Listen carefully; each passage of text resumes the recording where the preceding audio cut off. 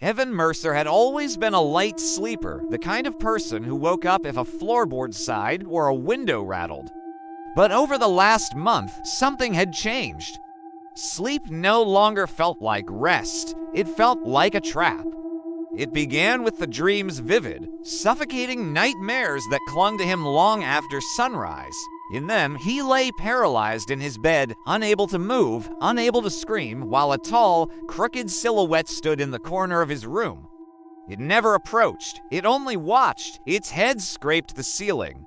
Its limbs were too long, bending in ways that made Evan's stomach twist. And its eyes to pale, lidless circles glowed like dying embers. Every morning, he woke drenched in sweat, his heart pounding, convinced he had actually seen it. At first, he blamed stress. His job at the architecture firm was demanding, and the late nights weren't helping. But the dreams grew sharper, more detailed, more real, and then the bruises started. Long, finger-shaped bruises around his ankles, scratches down his arms, a handprint on his chest so dark it looked burned into him. He lived alone. There was no explanation. By the third week, Evan stopped sleeping altogether. He tried. God, he tried. But every time he drifted off, even for a second, he felt the creature's presence sliding into the room like a cold draft. He would jolt awake gasping, certain he had heard its joints cracking as it moved closer. He visited doctors. They found nothing.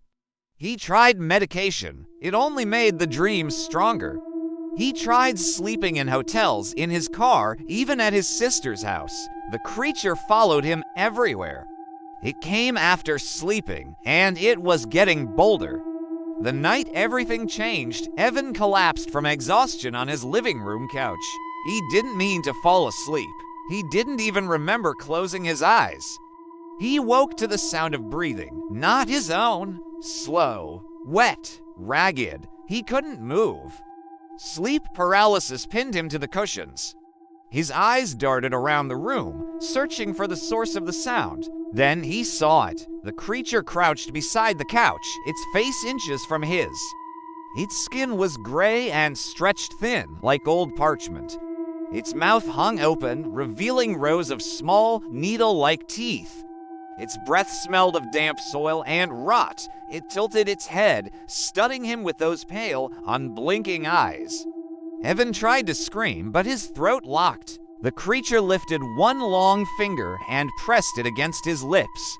A gesture of silence, a warning. Then it whispered its voice like wind through broken glass.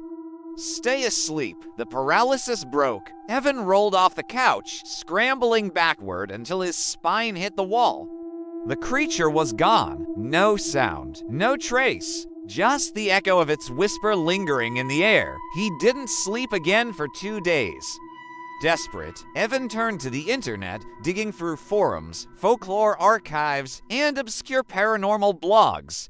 He found stories, hundreds of them, about a being known as the Watcher Between Dreams, a creature said to feed on the boundary between consciousness and sleep. According to legend, it targeted people who hovered too long in the liminal space between waking and dreaming.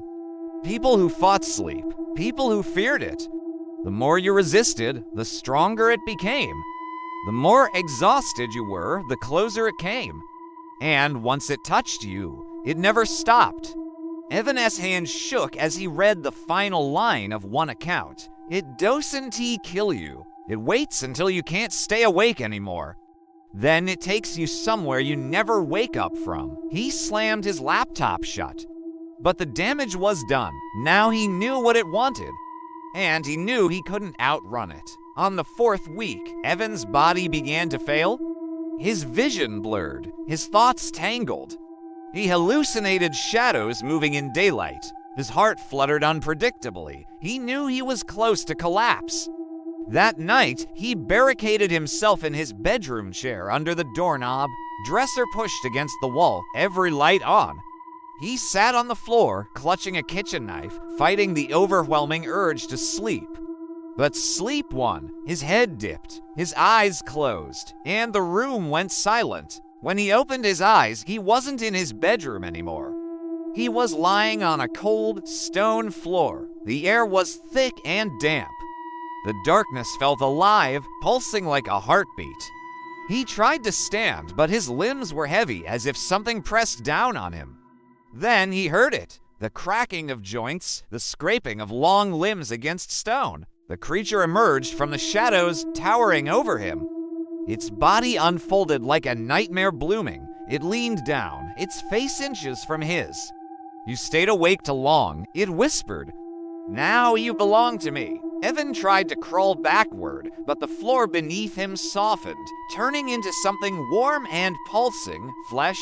He gagged his hands, hundreds of them rose from the ground, gripping his arms, his legs, his torso. The creature placed its hand on his forehead. A cold, burning sensation spread through his skull. His vision dimmed, his thoughts dissolved. And then nothing. Evan's apartment was found 3 days later. The lights were still on. The bedroom door was still barricaded. The knife lay on the floor, but Evan was gone. No signs of forced entry, no footprints, no fingerprints, no struggle. Just one thing out of place. On the wall above the bed, written in long, uneven strokes, were 2 words: "Stay awake." His sister insisted he had been taken. The police assumed he had a breakdown and fled. The case went cold. But sometimes, late at night, neighbors reported hearing something inside Evan's empty apartment. Breathing, slow, wet, ragged, as if something was still there, waiting for someone to fall asleep.